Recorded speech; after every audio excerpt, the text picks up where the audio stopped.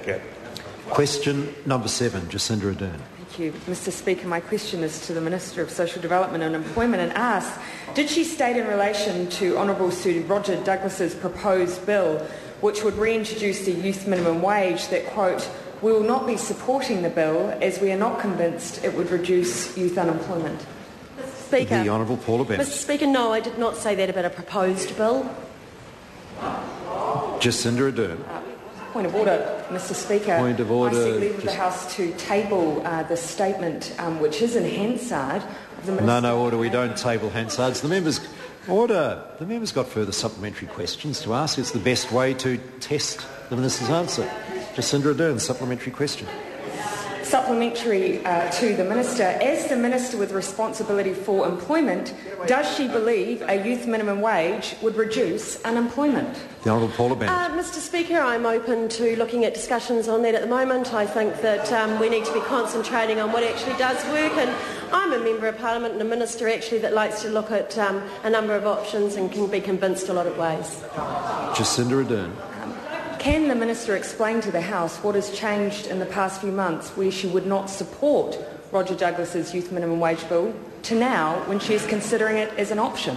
The Honourable Paula Bennett. That is different to a proposed bill. So that what happened was months ago when the bill was up before the House. Point of order, the Honourable David Parker. Point of order. We've been forced to waste the question because she talked about the difference between a bill and a proposed bill. I think that's really dallying with with question time. That first answer of hers was out of order, sir. Now, order. Order, I'm on my feet. Now, I don't know which National Party member there wants to take an early shower, but that was a point of order. And there was just a barrage of noise. Now, I ask members, please, to show a little more respect to the House. With respect to an answer to a question, the Minister did answer the question. Now, whether the answer was... the Speaker cannot judge whether an answer is accurate or not accurate.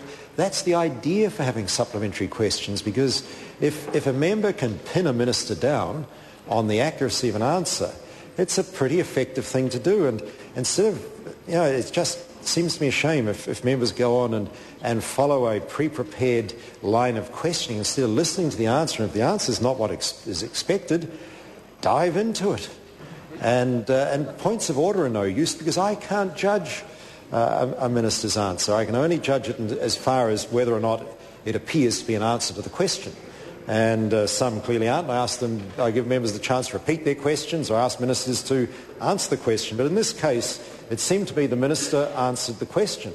And I can't judge the quality of it. But I don't believe it's wasting a supplementary to actually be able to dig into a minister's answer and test its accuracy. Supplementary question, Jacinda Ardern. The Minister, did she state in relation to Honourable Sir Roger Douglas's minimum wage bill that we will not be supporting the bill as we are not convinced it would reduce youth unemployment? The Honourable Paula Bennett. Supplementary. Darien Fenton. To the Minister, does she stand by her statement that, quote, any job is a good job, and if so, does she have a bottom line for the minimum wages of young workers? The Honourable Paula Bennett. Mr Speaker, yes I do. Yes I do. In fact, I stand by a young woman who wrote to me just yesterday on Wednesday, who said that actually she has been looking for work for quite some time, had applied for over 300 jobs, starts work tomorrow at a supermarket. She is damn proud to be going off the benefit, and she said at 52 years of age, I am so proud to be a checkout chick, and I'm going to love my job. So yeah, I back her in her job. Point of order, the Honourable David Parker. A point of order has been called, and the Minister of Social Development and Employment will cease interjecting when a point of order has been called. She's just given the opposition a further supplementary question. The Honourable David Parker. Mr Speaker, the original question that Jacinda Ardern asked is set out on the order paper, and so I don't need to reread it.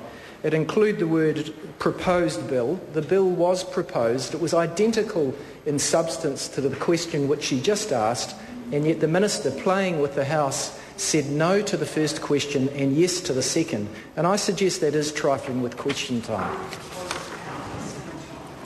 The Speaker can't really hold ministers to what members might intend with their questions, because in fairness, members asking questions often insert claims into the questions that are totally outside standing orders, and yet I allow them to go because I don't want to limit the opposition's opportunity to question ministers.